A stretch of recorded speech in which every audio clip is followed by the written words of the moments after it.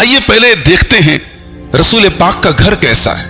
اللہ اکبر. بڑا معمولی سا گھر ہے, آج کی طرح بہت شاندار نہیں ہے, اس میں ڈیکوریشن نہیں ہے, اس میں سجاوٹ کے آئٹمز نہیں ہیں, دنیا کی ترقی کے سامان نہیں, چھوٹا سا گھر ہے.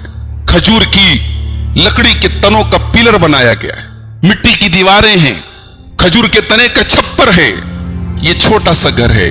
میرے نبی کا گھر معمولی سا گھر ہے, لیکن اس گھر کے اندر ایمان ہے, اس گھر کے اندر دین ہے.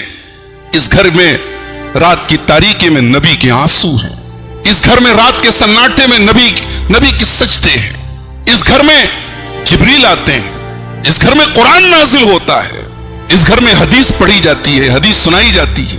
تو یہ گھر چھوٹا ہے لیکن ایمان سے آباد ہے, عمل سے آباد ہے. رسول کا حلیہ کیسا تھا, میرے رسول صلی اللہ علیہ وسلم دکھنے میں کیسے تھے؟ آئیے پوچھتے ہیں حضرت برا ابن عازب سے. برا ابن عازب بڑے مشہور صحابی, ان سے سوال کرتے ہیں کہ ہمارے نبی کا حلیہ کیسا تھا. بخاری کی روایت ہے.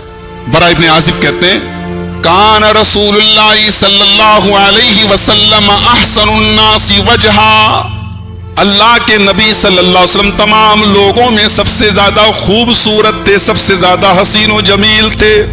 وَأَحْسَنُهُمْ خُلُقًا, آپ کا چہرہ بھی خوبصورت تھا, آپ کا اخلاق بھی خوبصورت تھا, آپ بڑے بہترین اخلاق والے تھے.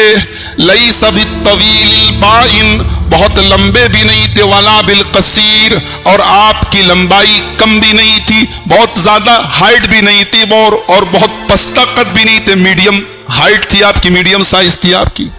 بخاری ہی کی ایک دوسری روایت میں حضرت برا ابن عازب کہتے ہیں کان رسول اللہ صلی اللہ علیہ وسلم مربوعاً, اللہ کے نبی صلی اللہ علیہ وسلم درمیانی قد کے تھے. بعید ما بین منکبی, اور اللہ کے نبی کا سینہ کھلا ہوا تھا, سینہ پھیلا ہوا تھا. لہو شعر یبلغ شحمۃ اذنی, اور آپ کے بال لمبے لمبے تھے جو آپ کے کانوں کی لو تک پہنچ جایا کرتے تھے, اتنے لمبے بال اللہ کے پیارے نبی کے تھے. رأیتہ فی حلۃ حمراء, حضرت برا ابن عازب کہتے ہیں کہ ایک مرتبہ میں نے اپنے نبی کو لال کلر کا کپڑا پہنتے ہوئے لال کلر کی چادر میں دیکھا. رأیت فی حلۃ حمراء, میں نے سرخ رنگ کی چادر میں دیکھا. ما رأیت شیئا قط احسن منہ, اتنی خوبصورتی میں نے دنیا میں کہیں نہیں دیکھی جو میں نے اپنے نبی کے لباس میں دیکھی.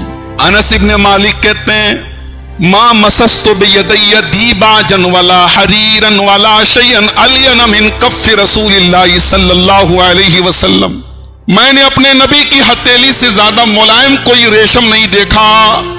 دنیا کا کوئی ریشم اتنا سافٹ نہیں ہوتا ہے, اتنا ملائم نہیں ہوتا ہے جتنا میرے نبی کی ہاتھوں کی ہتھیلی تھی.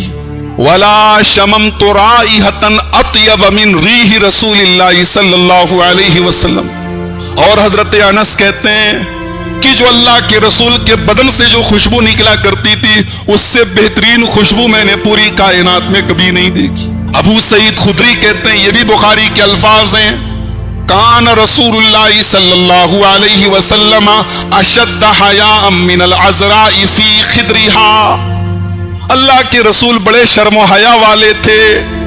ایک کنواری لڑکی کے اندر جتنی شرم و حیا ہوتی ہے اس سے کہیں زیادہ شرم و حیا جناب محمد رسول اللہ صلی اللہ علیہ وسلم کے اندر تھی. اچھا, نبی کے بات کرنے کا اسٹائل کیسا تھا؟ اما عائشہ فرماتی ہیں, ابو داؤد کی روایت ہے, ما کان رسول اللہ صلی اللہ علیہ وسلم یسرد کسردکم, اللہ کے رسول تمہاری طرح جلدی جلدی نہیں بولتے تھے. ولیکن کان یتکلم بکلام فصل بین, اللہ کے نبی کا ایک ایک لفظ بالکل واضح بالکل کلیئر ہوتا تھا, سامنے والا بڑے آرام سے اللہ کے نبی کی باتوں کو سمجھ لیتا تھا, سن لیتا تھا. حضرت نعمان ابن بشیر کہتے ہیں کان رسول اللہ صلی اللہ علیہ وسلم یعید الکلمۃ لتعقل عنہ, اللہ کے نبی جب کوئی بات کہتے تھے تو دوہرا دیتے تھے, ریپیٹ کر دیتے تھے تاکہ سامنے والا آپ کی بات کو سمجھ لے. آپ کی شخصیت کے اندر ایک روب تھا, ایک دبدبا تھا, ایک ہیبت تھی. ابن ماجہ کی روایت ہے, ایک آدمی آیا اور اللہ کے رسول سے بات کرنے لگا تو کانپنے لگا تھر تھر. نبی کے چہرے اور نبی کی شخصیت کا روب اس کے اوپر ایسا طاری ہوا کہ تھر تھر کانپنے لگا. اللہ کے پیارے حبیب صلی اللہ علیہ وسلم نے فرمایا خفن علیکا، اطمینان رکھو، لست بملکن، میں کوئی بادشاہ نہیں ہوں، انما انا ابن رعت انا ابن امرأت تاکل القدید، میں ایک ایسی عورت کا بیٹا ہوں جو سوکھا گوشت کھاتی تھی، میں کوئی بہت بڑے خاندان، بہت پیسے والی، بہت امیر کوئی ملکہ کا بیٹا نہیں ہوں، میں ایسی عورت کا بیٹا ہوں جو سوکھا گوشت کھاتی تھی، ڈرو نہیں، میں بادشاہ نہیں ہوں۔ یعنی اللہ کے نبی صلی اللہ علیہ وسلم اپنی گفتگو میں لحاظ رکھتے تھے، کون کیسا ہے اس کے لحاظ سے بات کرتے تھے۔ اب آئیے اپنے رسول کے گھر میں چلتے ہیں، یہ نبی کا گھر ہے، نبی کے گھر میں کوئی تصویر نہیں ملے گی آپ، اس لیے کہ نبی کا فرمان ہے لا تدخل الملائکۃ بیتا فیہ کلب ولا صورہ، جس گھر میں کتے ہوں اور جس گھر میں تصویریں ہوں اس گھر میں اللہ کے فرشتے نہیں آتے۔ نبی کا گھر آپ کو تصویروں سے پاک ملے گا۔ اما عائشہ فرماتی ہیں ایک مرتبہ میں نے اپنے گھر کی دہلیز پر ایک پردہ لٹکایا، پردے میں تصویریں بنی ہوئی تھی، ڈیزائن بنے ہوئے تھے۔ اللہ کے پیارے نبی صلی اللہ علیہ وسلم آئے اور یہ پردہ دیکھتے ہی آپ کا چہرہ غصے سے لال ہو گیا، آپ نے اس پردے کو پھاڑ دیا اور کہا کہ اے عائشہ تمہیں پتہ نہیں ہے کہ اس قسم کی تصویریں جس گھر میں ہوتی ہیں اس گھر میں اللہ کی رحمت کے فرشتے نہیں آتے۔ تو نبی کے گھر میں تصویریں نہیں ہیں، نبی کے گھر میں ہے کیا؟ ایک معمولی سا بستر ہے، چند ضرورت کے برتن ہیں، ضرورت کے سامان ہیں۔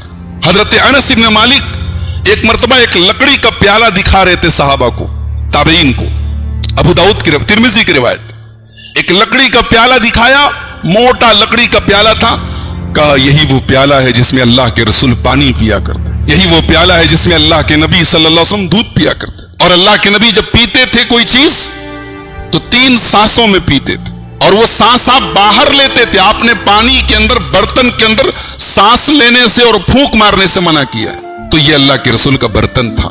بستر کیسا تھا؟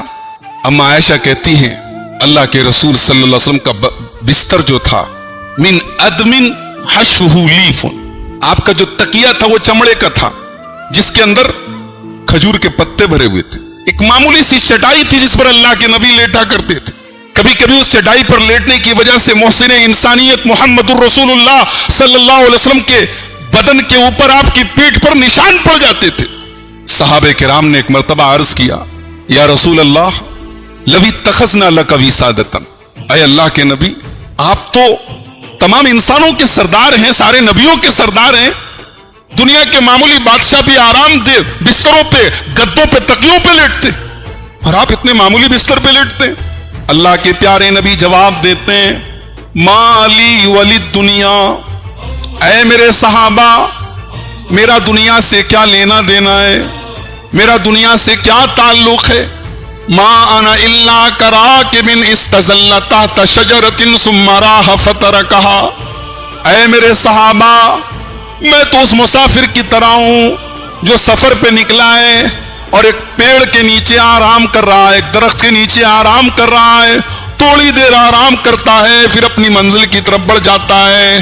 اے میرے صحابہ یہ دنیا میری منزل نہیں ہے، یہ آرام گاہ ہے، یہ وقتی آرام کرنے کی جگہ ہے، میری منزل تو آخرت ہے۔ میں دنیا کی تیاری اور دنیا کے عیش و آرام کو اپنے لیے پسند نہیں کرتا۔ اللہ کے نبی اپنے رشتہ داروں کے ساتھ کیسا سلوک کرتے؟ یاد ہے جب اللہ کے رسول کے اوپر قرآن کی پہلی وحی اتری غار حرا میں، اقرا بسم ربک الذی خلق، جو قرآن کی 5 آیتیں اتری اللہ کے رسول کے اوپر، آپ گھبرائے ہوئے گھر آئے اور آپ نے حضرت خدیجہ سے کہا اے خدیجہ مجھے کمبل اڑاؤ، مجھے ڈر ہے کہیں میری موت نہ ہو جائے، کہیں میں ہلاک نہ ہو جاؤں۔ تو اس موقع پر حضرت خدیجہ نے کیا کہا تھا؟ کلا واللہ ما یخزیک اللہ ابدا، اے میرے سرتاج اللہ تعالیٰ کبھی بھی آپ کو رسوا نہیں کرے گا، ذلیل نہیں کرے گا۔ انک لتصل الرحم، آپ تو رشتہ داروں کے ساتھ بھلائی کرتے ہیں، وتکسب المعدوم، آپ تو بیکار لوگوں کو، بے سہارا لوگوں کو سہارا دے دیتے ہیں، وتقری الضیف، آپ تو مہمانوں کی مہمان نوازی کرتے ہیں، آپ تو ضرورت مندوں کے کام آتے ہیں، اللہ تعالیٰ کبھی بھی آپ کو رسوا نہ کرے گا۔ تو میرے نبی کی خاصیت یہ تھی کہ آپ اپنے رشتہ داروں کا بڑا خیال رکھتے تھے۔